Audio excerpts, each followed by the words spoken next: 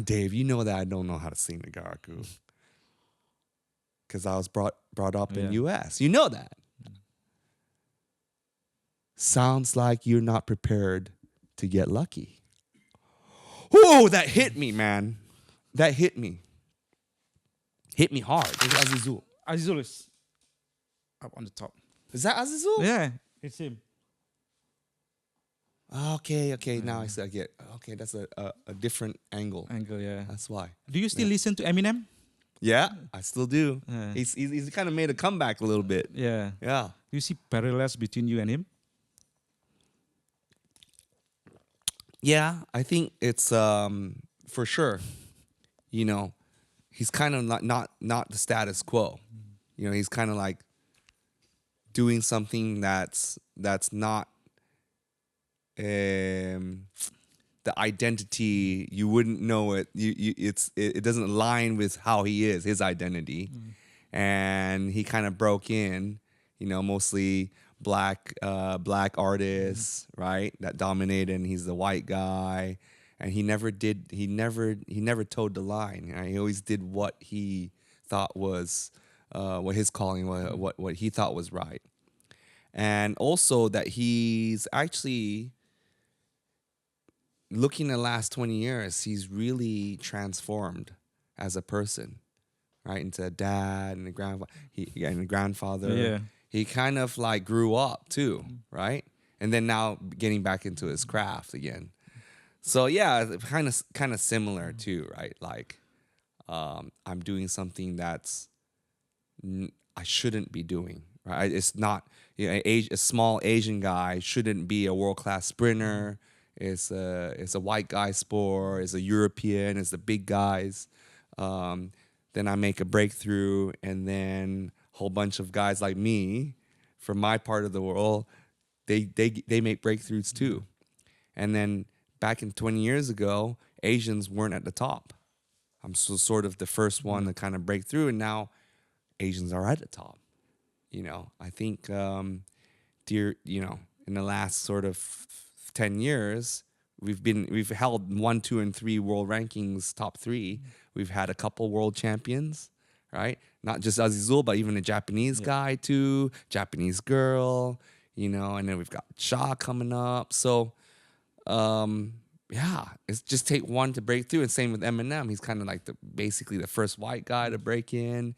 And now there's a lot of white guys, right? Yeah. Because 16 years ago, I had the pleasure of interviewing you before the Commonwealth and Asian Games. I was a rookie back then. Yeah. But I grew up watching a lot of ESPNs, All right.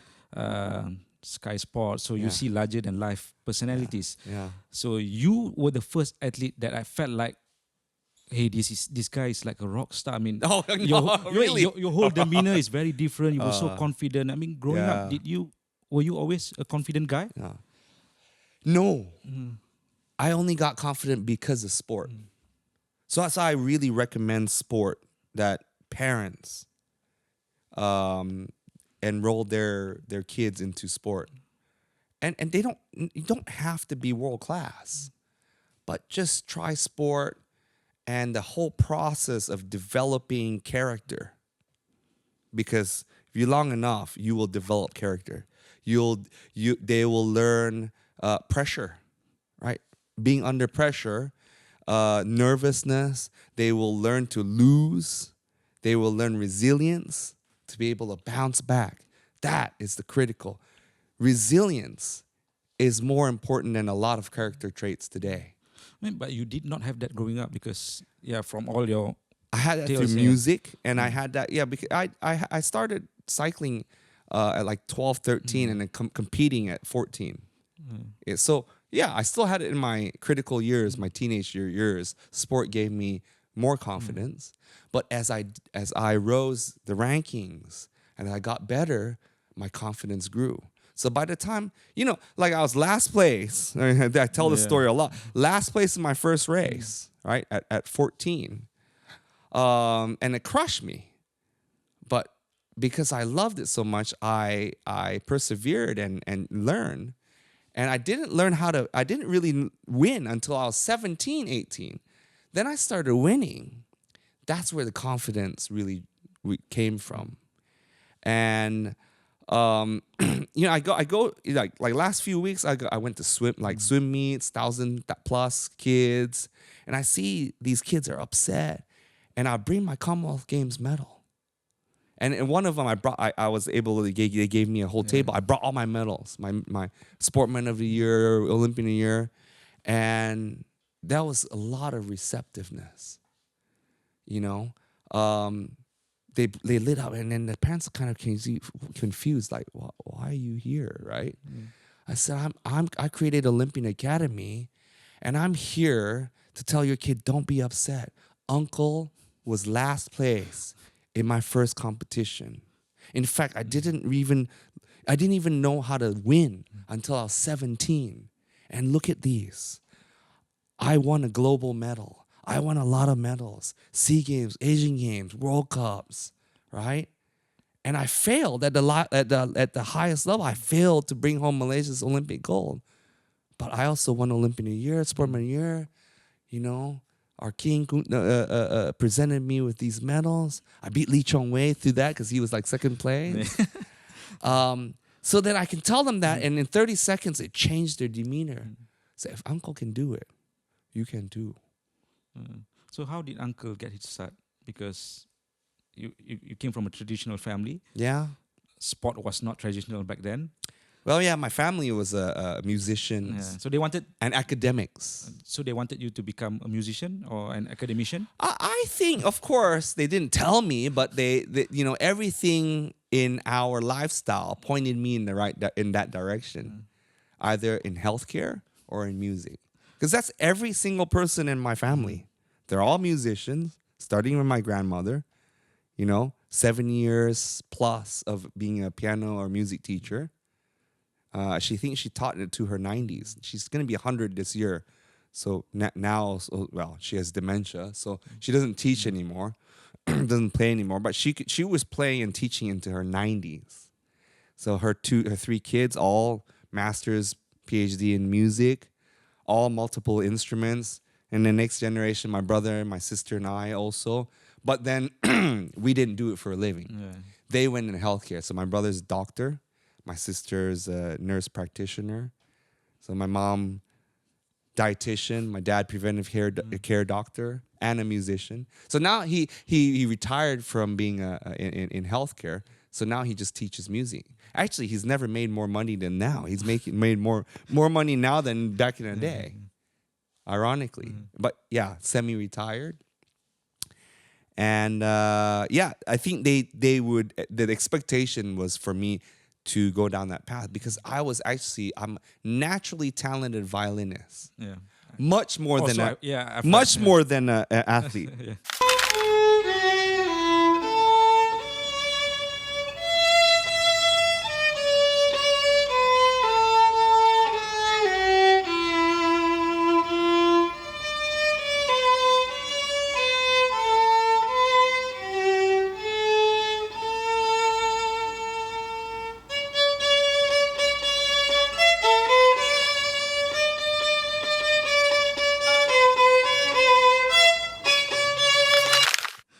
You see, the kids out there, you can have all the talent in the world, but if it's not your calling, you're not going to do well. And I feel that the kids who are reading, watching, or hearing a story, is starting on their hero's journey. Hero's journey. Yeah. So when you started your own hero's journey, you bought your own racing bike. 14. 14. How did you get the money? Because I imagine your parents didn't fork out for that. Well, they didn't have much money back then because my dad was getting his PhD, Doctor of Public Health, DRPH, his master's in music, 2 degrees at the same time as being the head of our household on no loan. He never got a loan.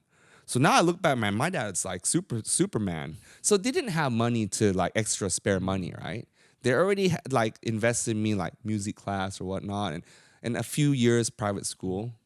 So I had to be resourceful. I wanted something, I have to figure a way to get it, right? So at 14, I'm like, how can I? Then of course my grandma baked cookies. I smelled them. I'm like, oh, that's it. Big big cookies, right? Peanut butter and a chocolate chip one. So I said, okay. I had done door-to-door before. I remember I think I was 12. My dad had a bunch of books about health. I remember. It's called Ministry of Healing. Like, heal you through health. Like to eat well and exercise. And I saw that. I'm like, I look at the cover price, $9.95 USD.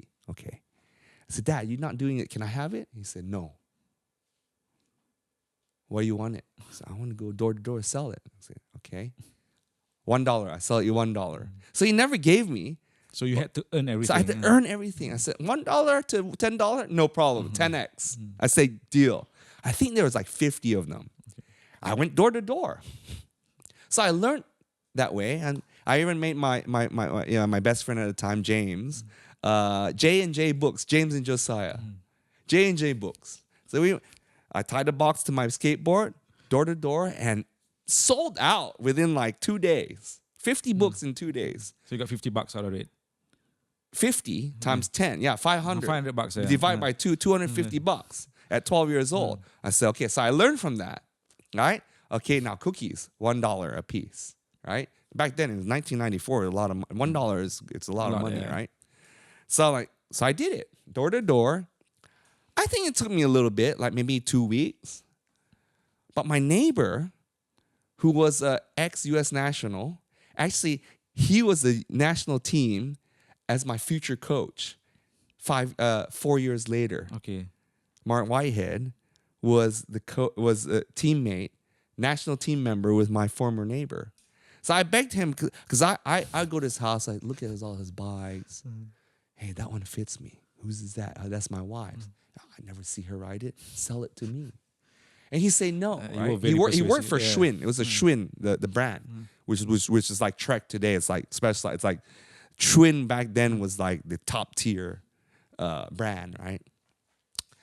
I want that bike. I would beg him, kachao him, sell me your wife's bike. Sell me no. And finally he got tired of me, right? Okay, fine, $250 USD. He knew I didn't have the money. So then get him off my back. Yeah. So he was shocked when two weeks later, you came back with I money, came out with cash. Here you go, Scott. He was like, where'd you get that money? He was like looking at me. You do some dodgy stuff. So I had my grandma bake 250 cookies and sold door to door. So resourcefulness.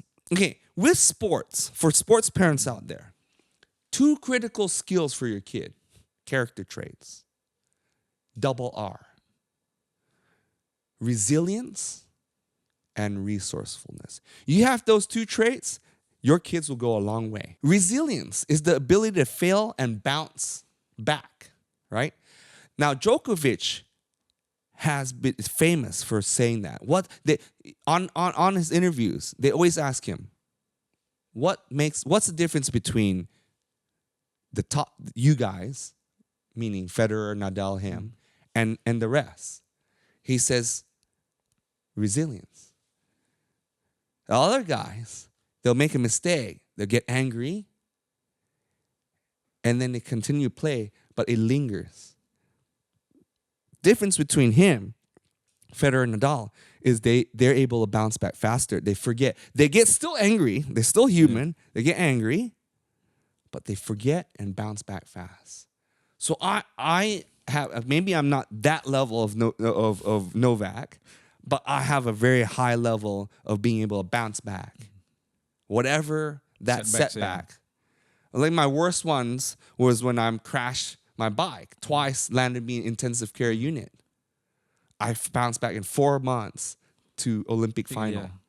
So from shattering my wrist, right? Crashing at 70K an hour, intensive care, losing 2 liters of blood, shattering my wrist, broke my nose, broke my tooth, right? To the Olympic final in 4 months. That's pretty good. That's amazing. Yeah, now I have to ask you about that crash. I mean, before the 2004 Olympics. Yeah. When it happened, what went through your mind? Because it was so close to the Olympics, right? So I remember a media, I won't name his name, but he called me and he said, hey, you must be depressed. Because now your Olympics is Abisa. He said that. Yeah. Hey, 4 months and you shattered your wrist, right? Not broke, shattered. Many pieces. I said, yeah, I'll need it. He said, you need surgery? I need 2 surgeries, right? Put it back together and then take it out, the pins. I said, don't worry, I'll be there. Confidence. Because what was it was in the aftermath, my attitude had healing powers.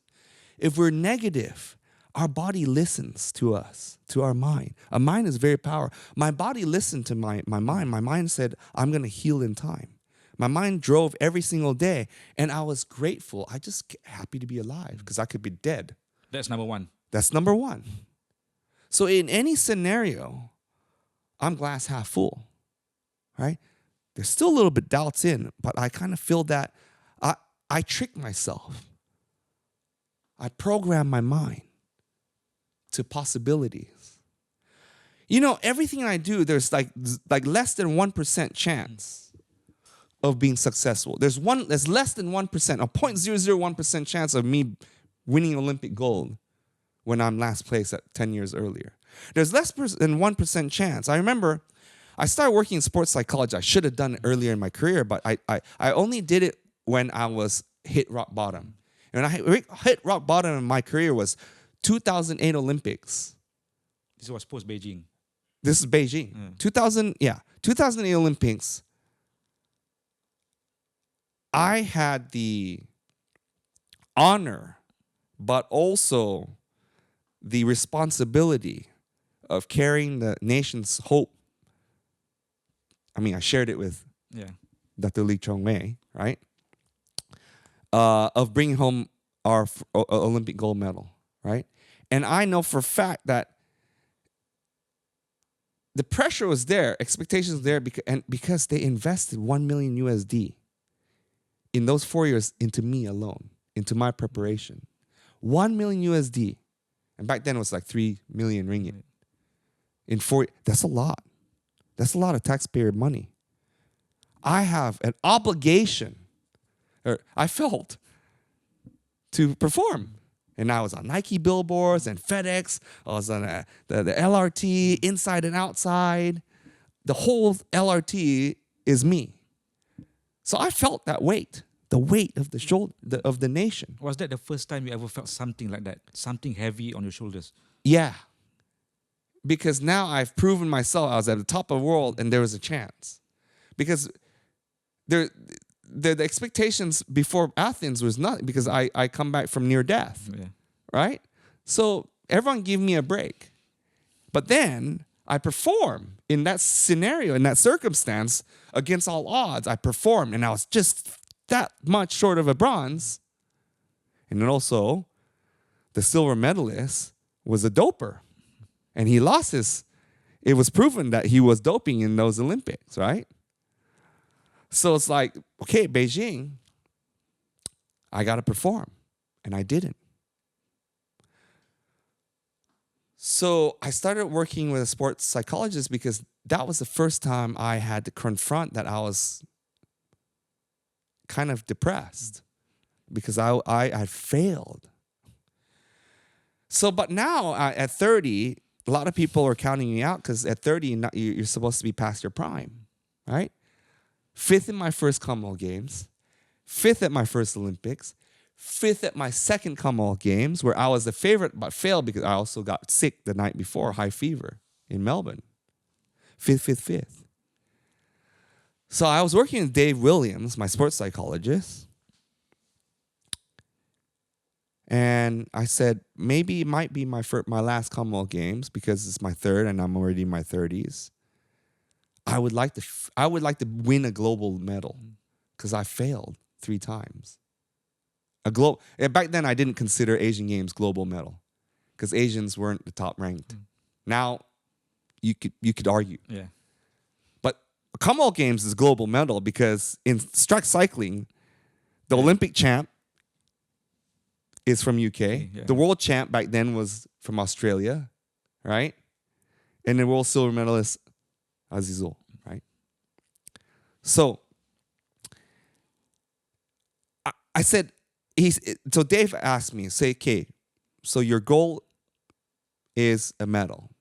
What are your chances? I said, yeah, decent, because other than these three guys, I just have to beat one of them to get a medal. He says, okay, how about winning? Oh, winning. So he posed that question to you. Yeah. How about winning? I said probably less than 1% chance. If the I don't know, the bookmaker, right? The bookmakers would probably give me less than 1% chance. Realistically. And he said, okay. And he continued conversation to double down on just winning. Less than 1% chance. He asked me, what does it look like if you get lucky? And I said, only if I get lucky, that's why less than 1% chance. So what does it look like if you get lucky? I said, well, if I get lucky and I actually win, I told him about the podium, the ceremony, the ushering in.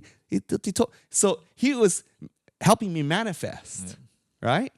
And I told them, okay, and then, and then we sing Negaraku and blah, blah, blah. Said, sing it. And I froze.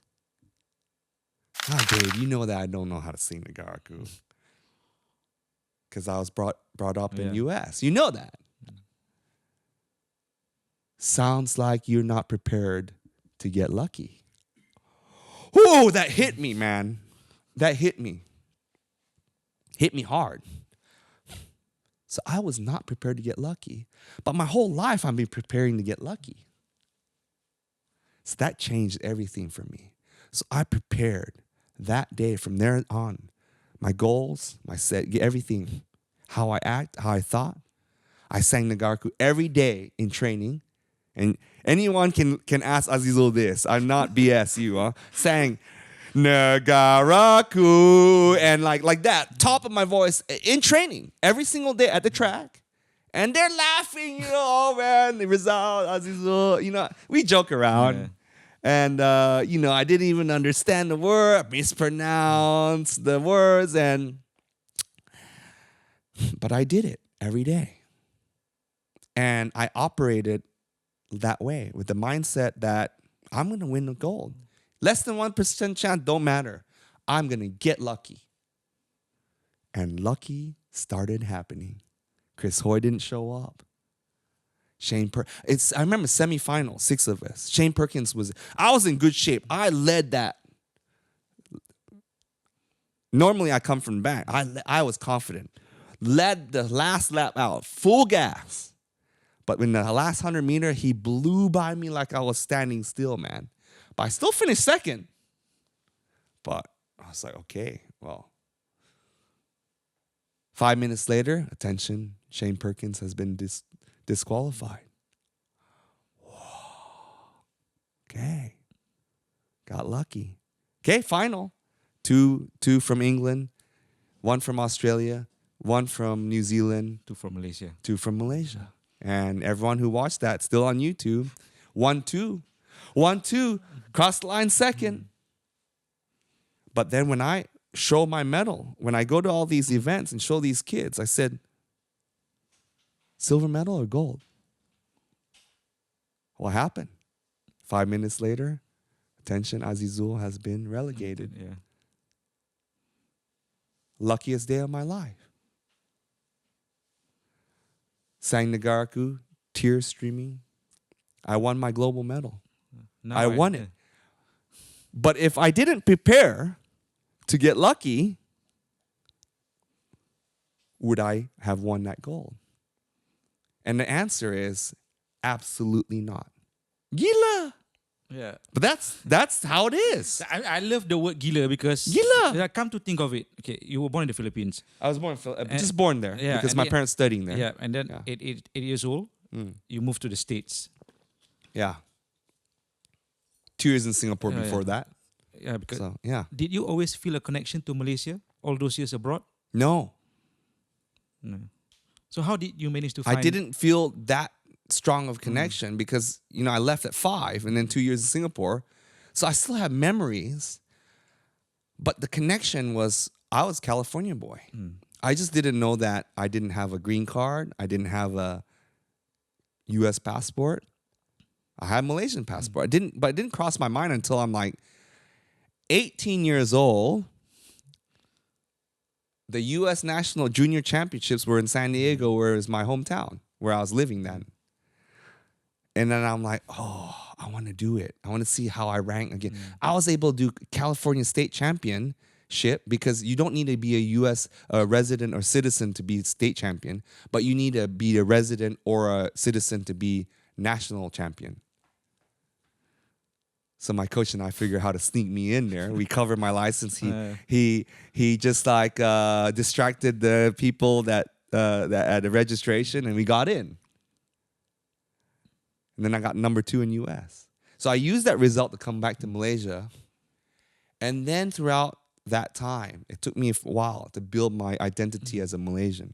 To be honest, I'm still building my identity as a Malaysian. My wife is Thai, and she kacau me all the time and call me fake Malaysian. Because when I'm introducing myself to someone new, and they first, obviously I don't speak like a typical Malaysian, so they first like, hey, where are you from?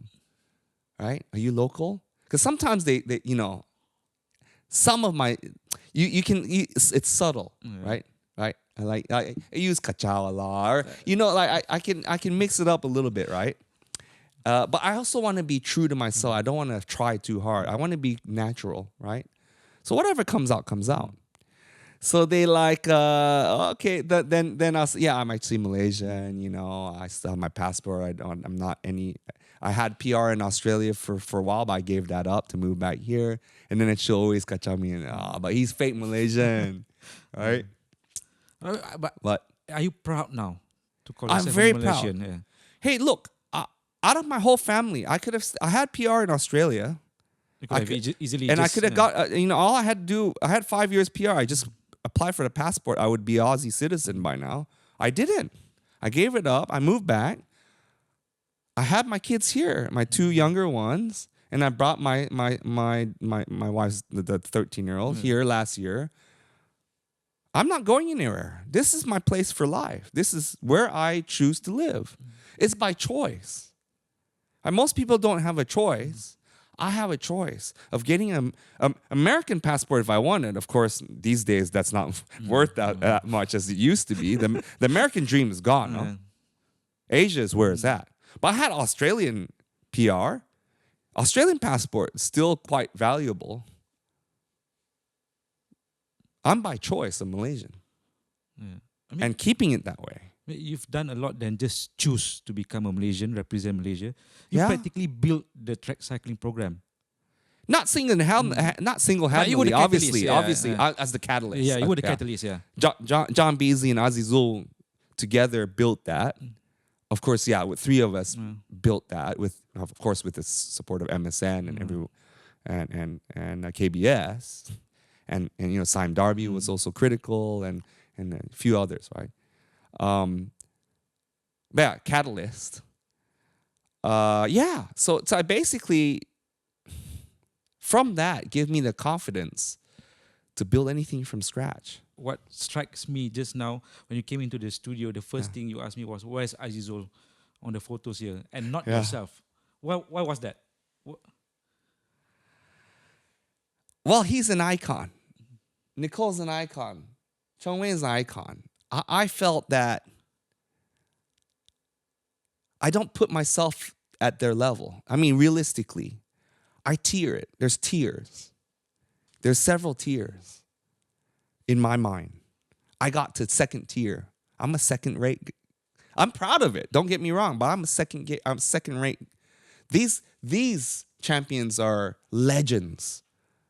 To me, they deserve all the accolades. How many Olympic World Championships do I have to my name? None. I feel that I failed there. But it's okay. I'm okay with failure because I still succeeded to the level that my potential. I still went beyond my potential. Again, Azizul won when he was young. I never won when I was young. I had to learn how to win. So I realized, okay, my potential, I milked it, right? Okay, sometimes some of it's also luck, right? I mean, I was so close, right? If I didn't have that crash, maybe I would have been silver or bronze. Don't think I would have won, because Ryan Bailey, who won, he was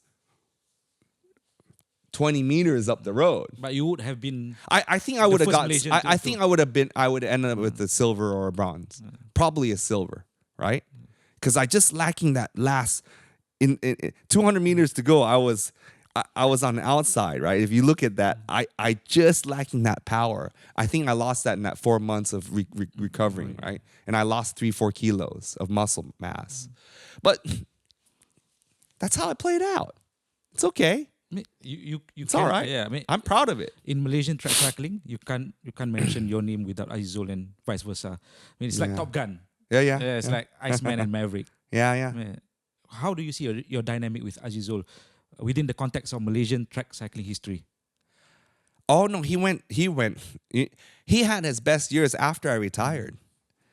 And he had the longevity. I didn't have that. I had decent longevity, but I started performing at like 2002, 2003, 22, 23. And my prime was like 30, 31, 32. My second win. So so in between I had a dip. He's also had dips, injury, the leg splinter, there's heart and whatever. So I performed for 1 decade solid, 22, 32, right? He's closer to 2 decades, man. 20 to 38. He's 18 years of peak performance with a little few dips in between, but almost double. I can't compare myself. It's like Shah plus me plus Rizal plus Fariha plus Iza to fill not even one shoe. Bro, I can't. He's next level. Same with Lee Chong-wei, same with Nicole. I mean, she's like, 7-8 year titles and 7 year or 8 years at world number one. Yeah. That's nearly a decade. That's, I was like World Cup champion 2 years. Great. But 2 single years, right? At the top of the world, right? But still, I'm missing a huge chunk. Right? I needed to be on his level. I needed a couple world championship medals, at least 1 Olympic medal. Then I'd say, okay, yeah, he's better, but I'm on the same level. All right. To me, that's tier 1. Tier 1. I'm tier 2. Right. Hey, I'm proud of being tier 2 because there's a lot of tier 3, 4, 5 athletes. Yeah. And I don't think there's a lot in that tier 2 that you mentioned as well. Well, I think tier 2, there's probably few dozen athletes over time. We're not really a sporting nation, right? Not like Australia or we claim to be. Why is that? How can we claim to be a sporting nation when we don't have competitive athletes in every major sport? To me, if you're a real sporting nation, you've got to have, first of all, you got to be in the World Cup. That's a prerequisite. Come on. You've got to have athletics. You've got to have world-class athletics. You've got to have world-class swimmers. You've got to have guys in the majors of tennis, F1, MotoGP.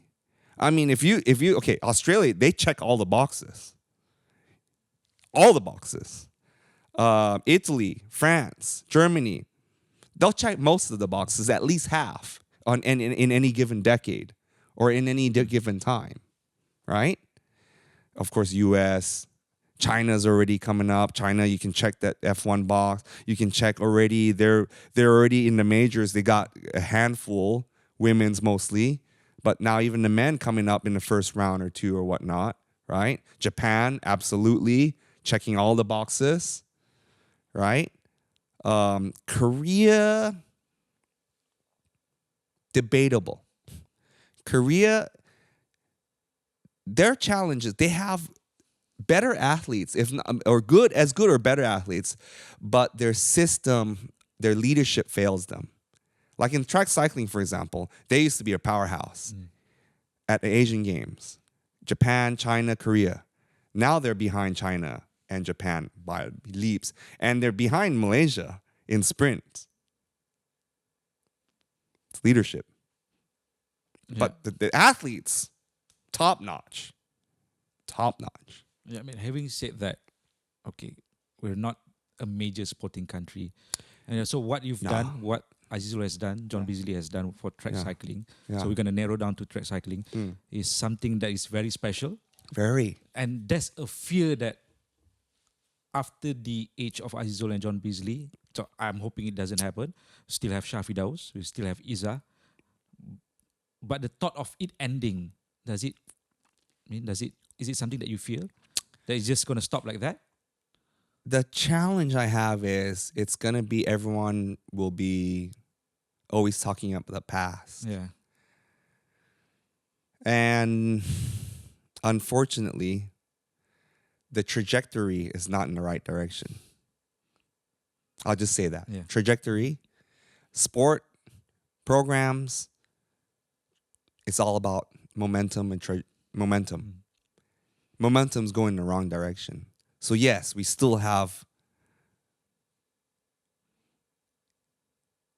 potential, but there's a gaping hole, a huge gaping hole. And it's it's the next 12, 18 months that it's gone. Like Azizul, he may go to LA, but then he'll be going to LA without John probably. Well, is that going to work? Most likely, if that happens. Well, it's not ideal, is it? Yeah. Okay, he's very mature. He knows what to do. But it's like any other top athlete that have their championship, their prime performer team being replaced. Hamilton, for example, he always had his father, his father, and also that lady from Australia. I think she's Australia or New Zealand. It's like and she left. Nicole with Liz Irving or Chong Wei with Miss Right, Bone. right. Like same person. Same when they change is not quite the same.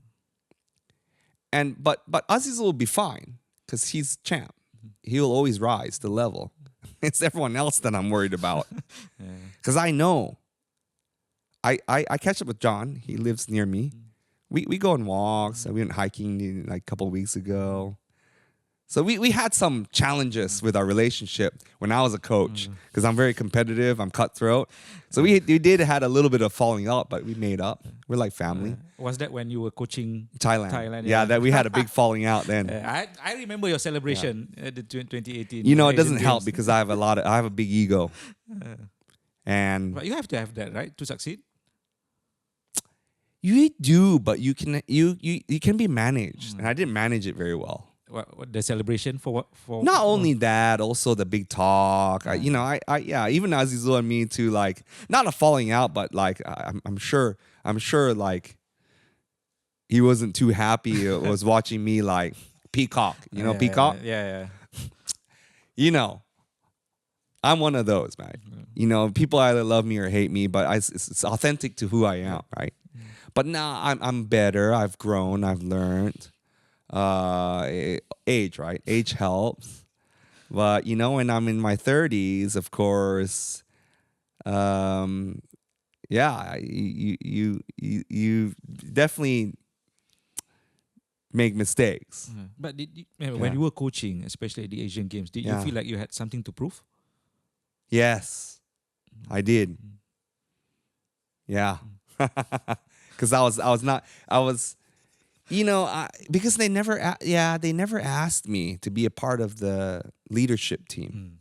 They used me. They asked me to consult, and then they didn't pay me, and then they didn't listen to critical things like the critical strategy for our grassroots was I was begging them to build basic tracks in every state, and what they do, they built one they built one white elephant. But luckily they're using it now. Yeah, but look, if they had gone the other way, I tell you what, it would have a lot we more. would be in a way better place. We wouldn't be worried about. We wouldn't be talking just about Shah and Izzah. We'd have 24 Shahs and Izzahs coming, and we don't. Shah's getting old now, right? He's over 30. He may have one more games left in him. And he may be in past his prime too, because when I catch up with John, I know the issues. Trajectory is wrong. We don't have any leaders. Who's the leaders? Who's the one where everyone's gonna respect and take their word and go? It's gonna be infighting. It's gonna be a power play. As soon as John's gone, it's gonna be sharks coming in for the wrong reasons. I tell you, you can talk. John's not perfect. No one is, but his intentions were always pure, high performance. As were mine. I'm a high performance guy. You look at every coach, every project that I work with, I elevate. Everyone PBs. Everyone hits their targets. And they didn't even make me an offer. They didn't even take a meeting with me. Leaders. Why? When you have a Malaysian who's proven, helped to build the system, make miracles for Thailand in 8 months, make miracles I can't take as much credit for ZK. But if you look at the years that I worked with them before, and then after is okay, right? They're still they don't need me. But before, till I came in, you instill something. Well, you look at the best seasons, and let's say that Hakim, let's say Danish is like Azizul, because I don't think he needed me. He would be regardless, right? How about all the other guys?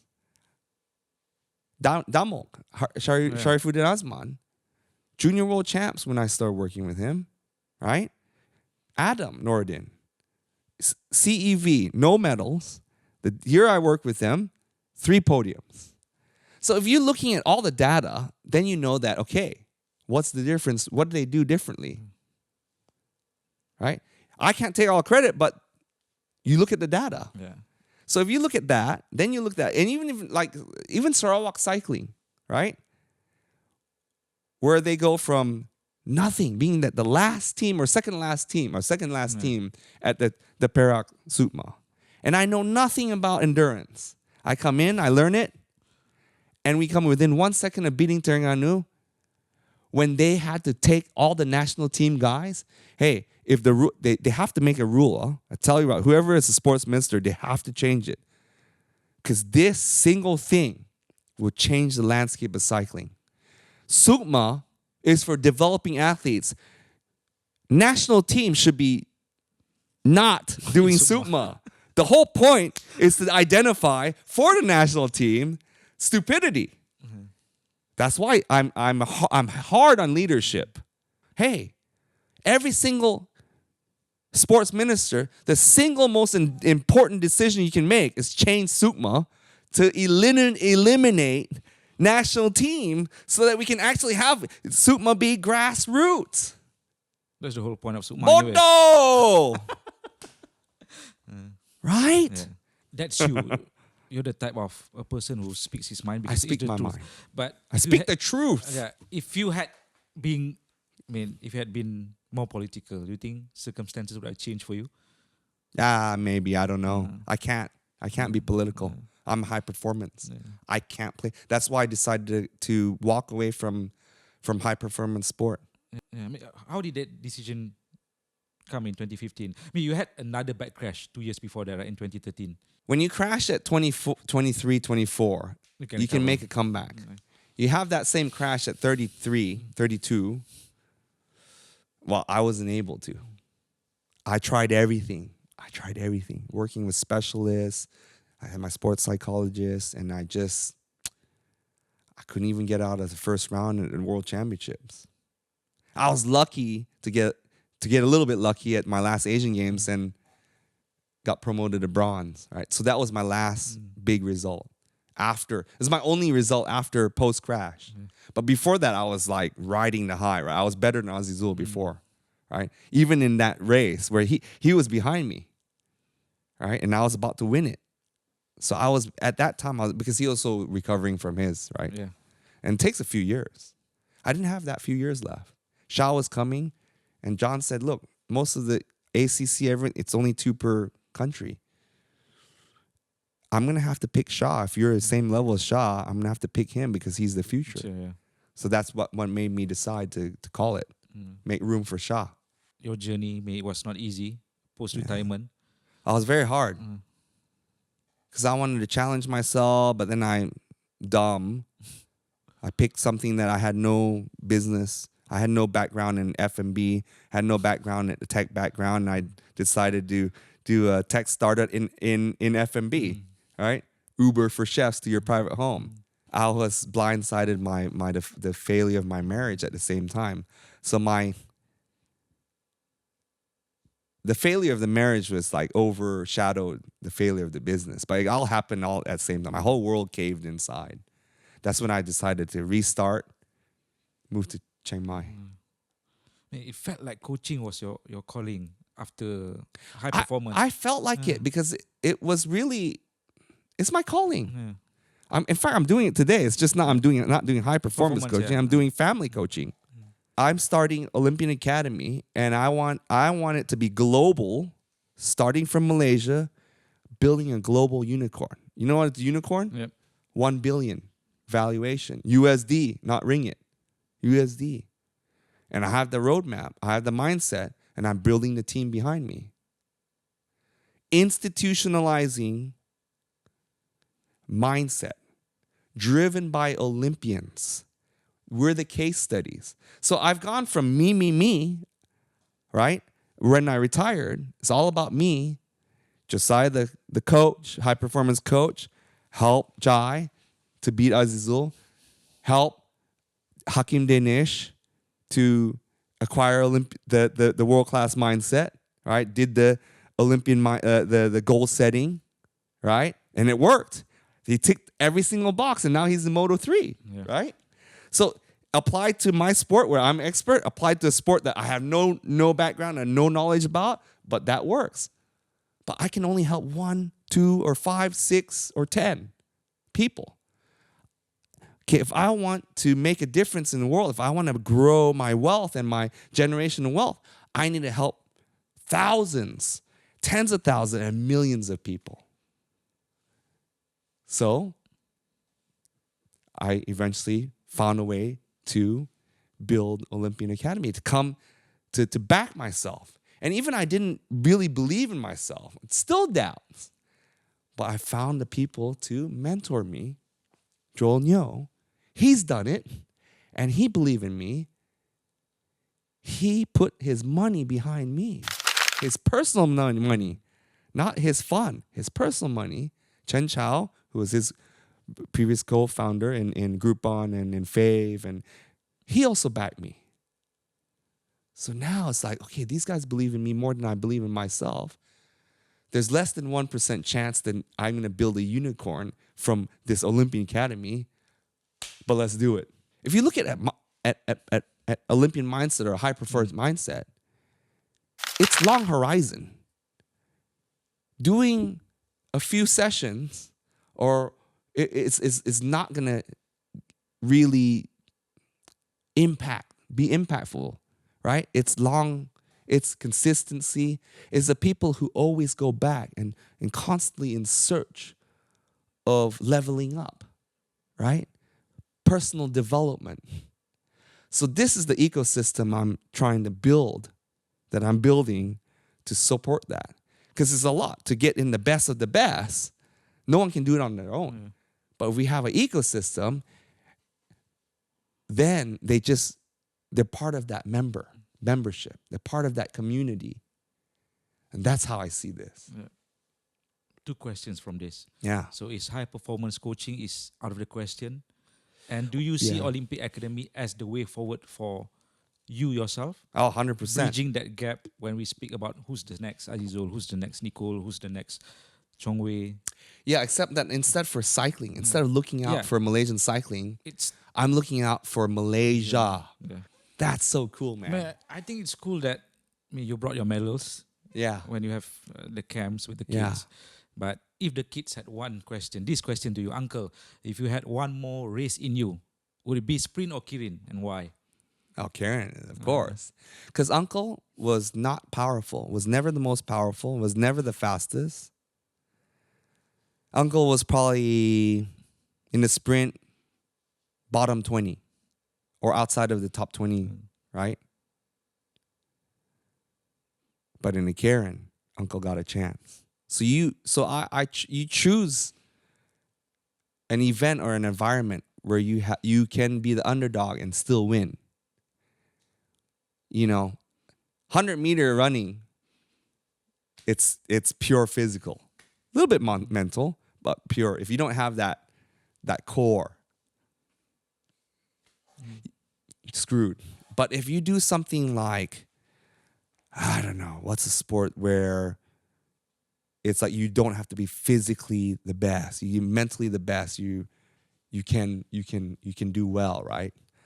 Curling, maybe, let's just say, right? Technical, skill, mental, physical. You don't necessarily have to be the strongest, right, to win. Yeah, Karen is the way. What's the rush of being in a Kirin race? So From many your things perspective, going on, and you can leverage. It's a leverage game. You tumpang the fastest rider. Like Azizul is not the strongest. He's 38. Harry Levrason's strongest. Matty Richardson's the strongest, but he can beat both of them. I mean, tumpang their speed, and after that, whoop, uses his own strengths to beat them. He used their strengths and plus his strengths to beat them. But in sprint, I tell you what, if you run 10 out of 10, he will lose 10 out of 10 to those two riders. He's never beaten them in a sprint. Impossible. And nothing's impossible, but very, very improbable. Especially you have to win 2 out of 3. I would say closer to even impossible. Right? Karen, 50-50 or even more. Now they're scared of him because he beat both back-to-back this year. So that's the beauty about the Karen. I love it. It neutralizes the favorites. And that's why Japan invented it, to make it like that, so that everyone have a chance to win or to place, so that they can bet on it. I see a lot of love, and I hear a lot of love when you speak about cycling. Is cycling something so pure in your life? It has been, although now less so. In fact, I take another sport more seriously than cycling now. I still ride. Yeah. I rode once this week. Coffee shop, 15K, just in Damansara Heights. I have 3 young kids. I know, to me, it's still risk that I don't want to take anymore. I already use 2 of my cat lives, right? I don't want to push my luck. If you were on a ride with John Beasley and Azizul, it doesn't have to be a competitive ride. Yeah. What would that ride be like, and what would the conversation be like? We used to go on a ride. So we go, it would be John's shop, Footscray, it would be Williamstown. Around, can we see the water? Not many cars around there. We go to coffee shop, and we would order. John would order his coffee. Yeah, Azizul would be black coffee. I would be like chai latte, because I don't drink coffee. And we would talk about the good times. We would reminisce. And we always do when we get together, about how things used to be when no one knew who we were, especially him. They still knew who I was already, because when he came around, I was already Olympic. And I think he misses that, because now there's so much demand on him. He has so many obligations. And when he comes here, everyone catch out him all the time. He can't even sit in a meal without someone wanting a selfie or Wi-Fi. So I think, it goes back to the days when we had training camp in Spain, and I'll catch out him, he catch out me, and we'll talk about him scamming John and I with bowling or anything. When he would lose or last place, and would say, okay, here's a 10 euro, 20 euro, only if you can beat us. And every time he would beat us, because he's so powerful in the mind. And we always catch him like, you scam us, bro. And I'll never bet with him because he'll always win. He's a hustler. He's a hustler. Because I thought I was a hustler, but he's next level. And that's our conversations all the time. And we caught up a couple weeks ago at John's house, and it's always the same. I see Azizu. I never see Dato Azizu. I see Azza. We call it Azza back in the day. I see that 19, 20, 21-year-old, and always kachawing each other and having fun. And we're the same. We're the same people. If you close the door and they don't have anyone recognize us, we're still the same. And we'll kachaw John. He's like Papa John, and that's our ride. That's our ride. It'll be so fun. Yeah. Awesome. Laughter. You, Thanks a lot. Terima kasih. Kasih banyak. Thank you, legend. Thank you so much. Where would you like your photo to be? Maybe next. I know anywhere, man. If my photo's on there, I'm happy. Right? We're gonna next to Azza. Next to Azza. Next to him, because actually I would love it to be us. Because I would love it to be a podium for. I have some ones where we're jumping on John, and he's laughing, and we jump on his back, and he piggyback, give us like we're his kids. Yeah, I can give you that photo. Yeah, and I think I think that would be just to represent like the best times as a team. Yeah, more than just me. I want us.